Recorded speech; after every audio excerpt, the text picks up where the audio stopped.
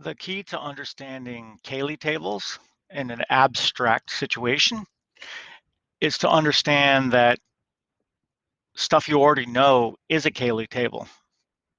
So I'm going to approach this table, which might look familiar, as if it was alien to me.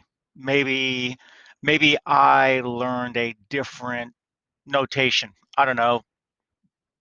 The Chinese number, do the Chinese use numbers like we do? I think they know them, but I think they have their own native numbers, and they probably have their own symbol for addition. So or imagine aliens taking a look and trying to learn the system here, following what we do and trying to make sense of it. So we pretend we don't know anything, and then we check certain characteristics and properties. So that's the key thing here is Cayley tables mean you pretend you don't know anything.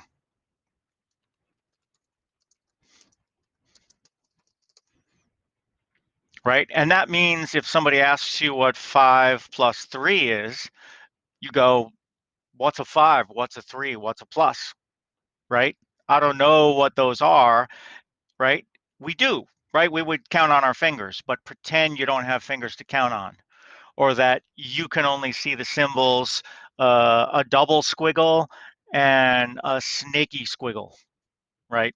What do I mean? Double squiggle like a McDonald's on its side, and a snaky like S-shaped, right? 3 and 5.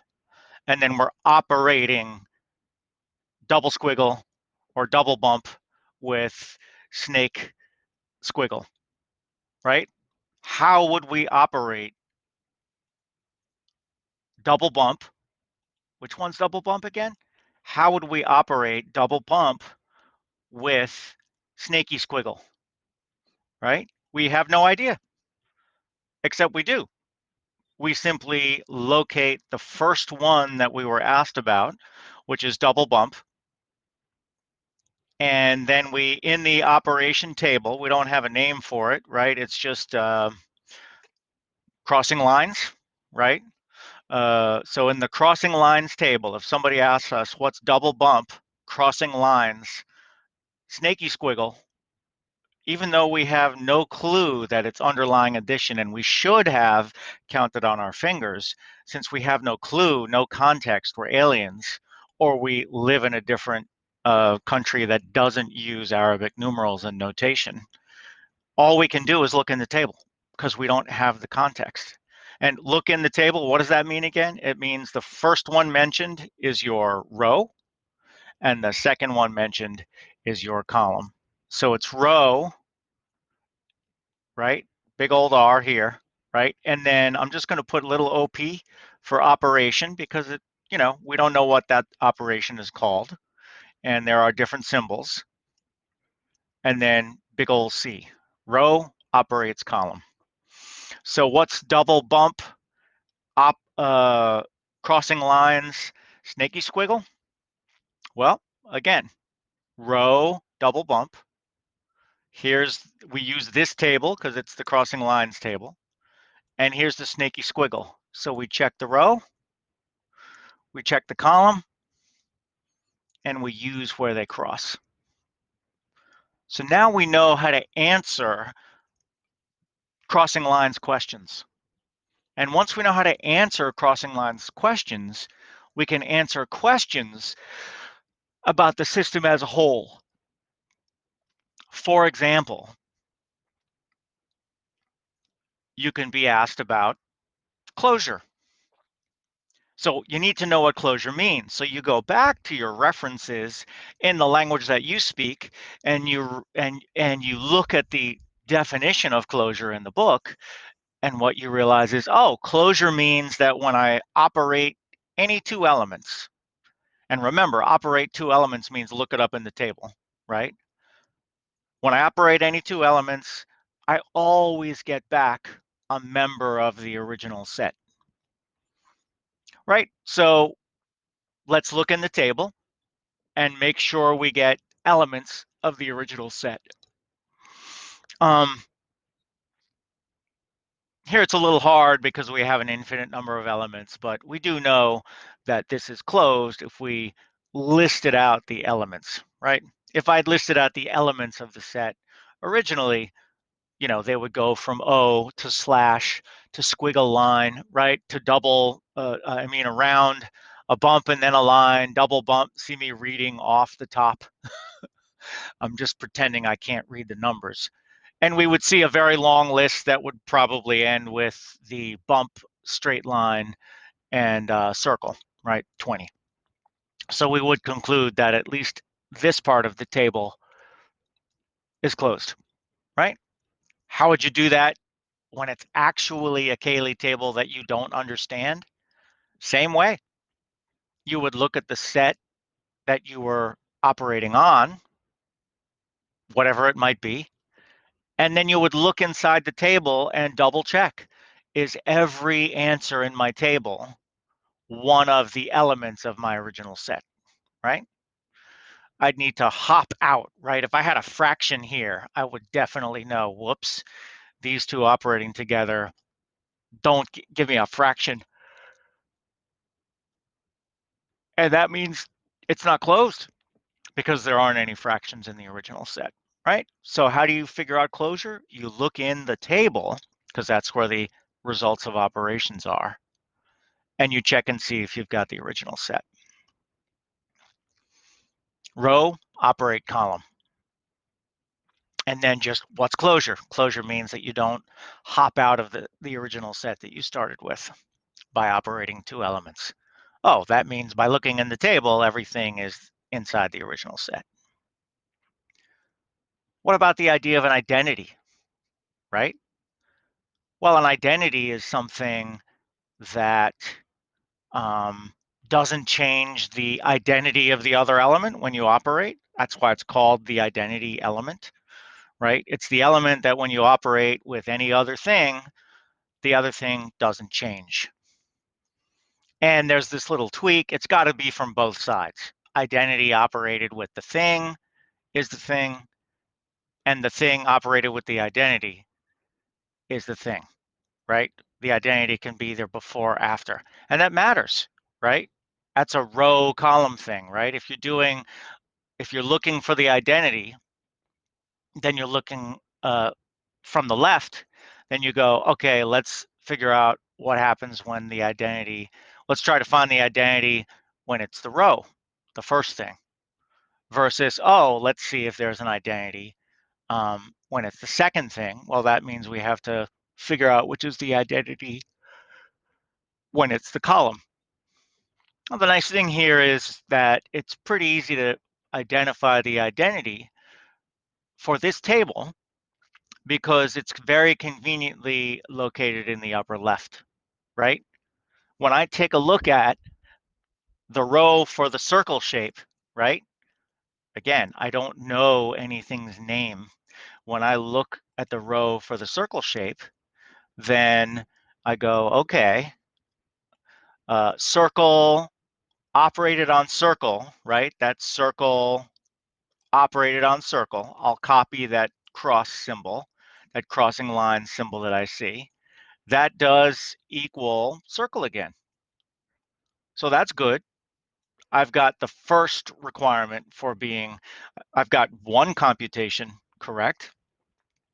Now remember, I'm putting the circle first. So now I'm going to check the next thing on the table. Circle, crossing lines, vertical line. Well, let's check, right? We're hoping that we get vertical line because then the O would be acting like the identity.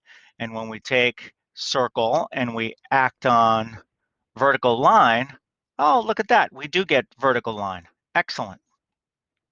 And when we take circle and we operate on bump line, right? Here's the bump, there's the line. Then let's check in the table. Circle, there's bump line. When we operate, oh yeah, there it is. We get bump line again.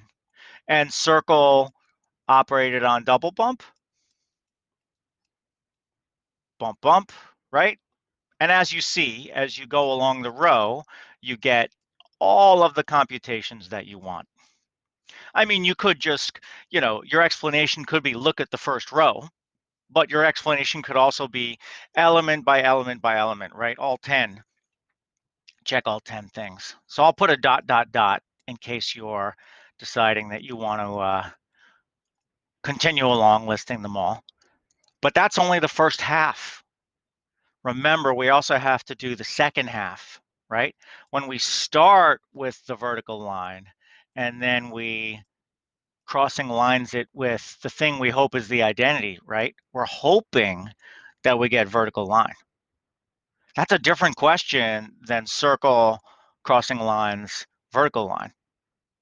Because in this one, remember, the vertical line is the row. So I have to check this row over here and then operate it with the O column. And I do get vertical line. And then 2, sorry,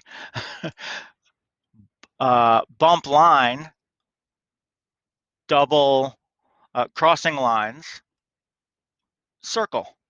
I'm hoping that I get bump line, right? I'm hoping I get bump line when I put bump line in the row and circle in the column, and yes, indeed, I do get bump line.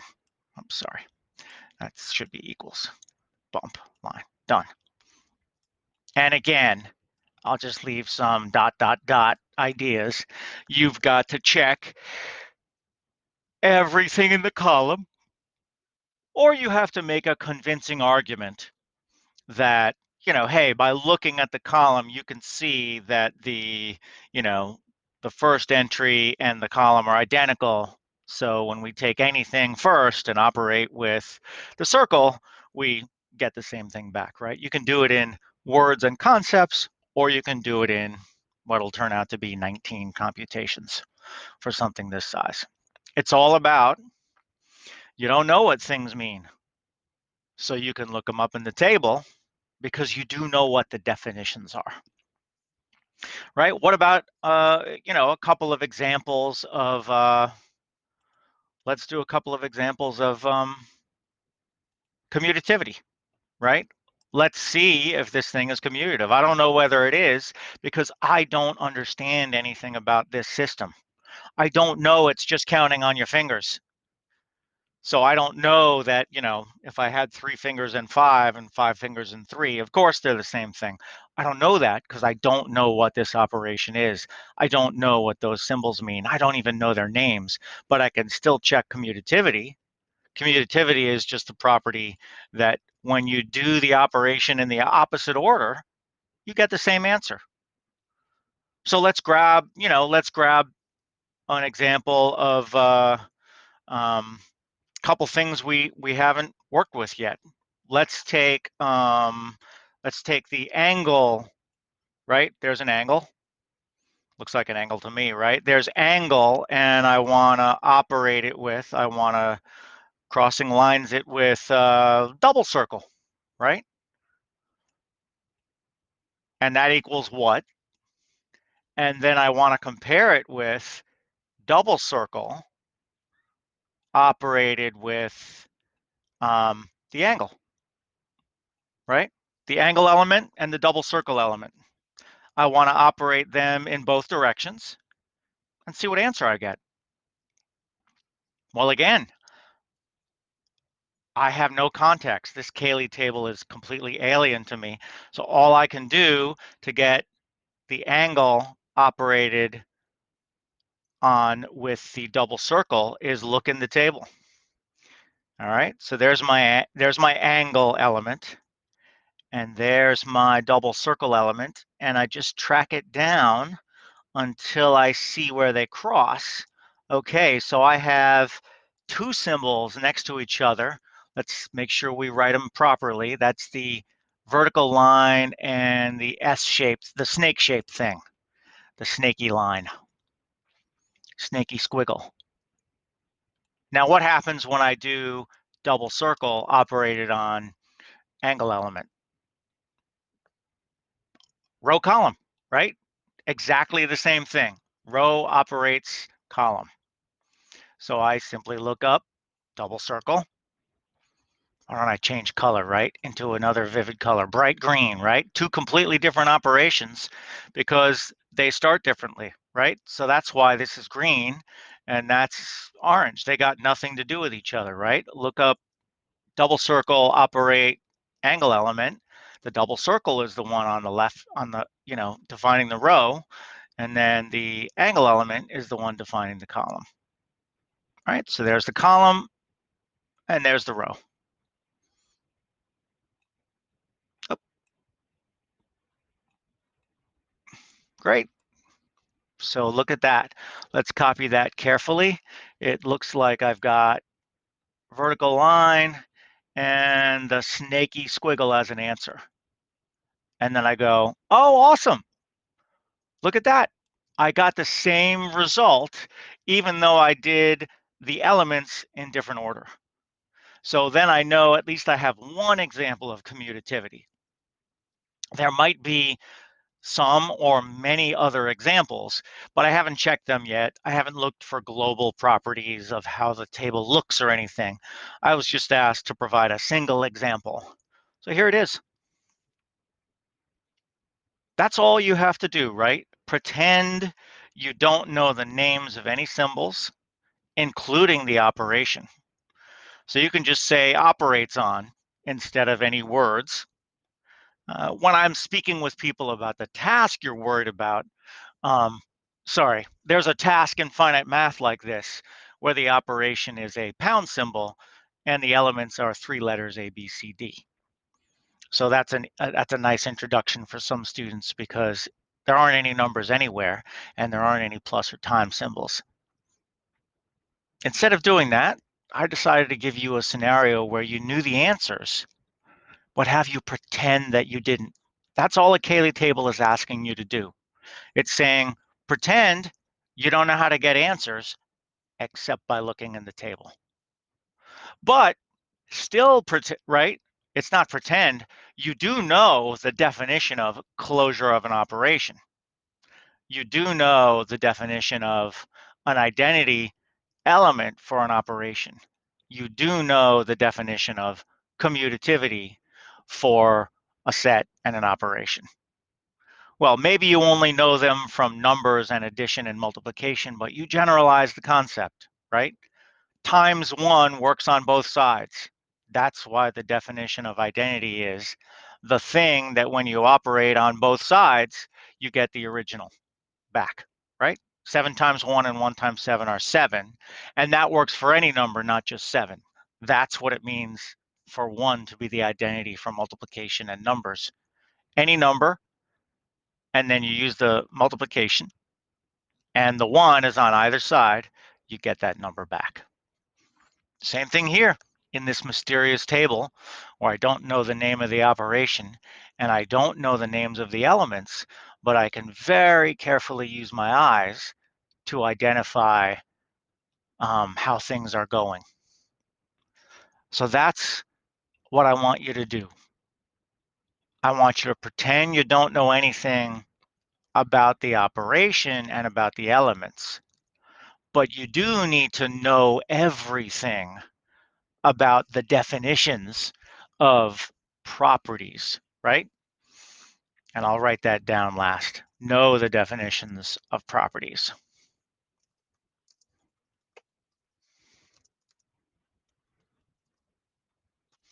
And what I mean by properties is, right, the properties of operations, identity, inverses, commutativity, distribution, inverses, right? Those are the properties that I'm talking about.